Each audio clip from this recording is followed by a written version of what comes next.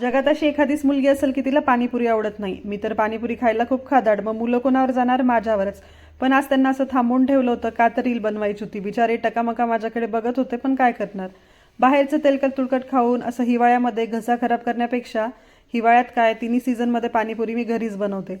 हिरवं पाणी बनवण्याकरता 1 मूठ कोथिंबीर, 2 मूठ पुदिना, 1 इंच अद्रक आणि तुम्हाला सहन होतं तेवढं हिरवी मिरची घ्या, नाही तर धूर निघायचा.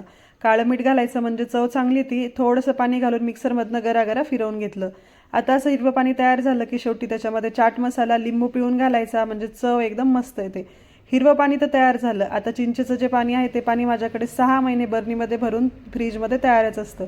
फक्त त्याच्यामध्ये पाणी घालायचं, चाट मसाला घालायचा, तर मस्त गोड पाणी इथं तयार झालं. तसा मस्त आज पाणीपुरीचा बेत होता. मुलं खुश झाले होते पण थोडेसे नाराज होते का तर रील बनवण्याकरता त्यांना मी चक्क 10 ते 15 मिनिट थांबवून ठेवलं होतं. तुम्हाला कुठला पदार्थ आवडती सांगा आणि व्हिडिओ आवडला तर लाईक शेअर सबस्क्राईब करायला विसरू नका. बाय.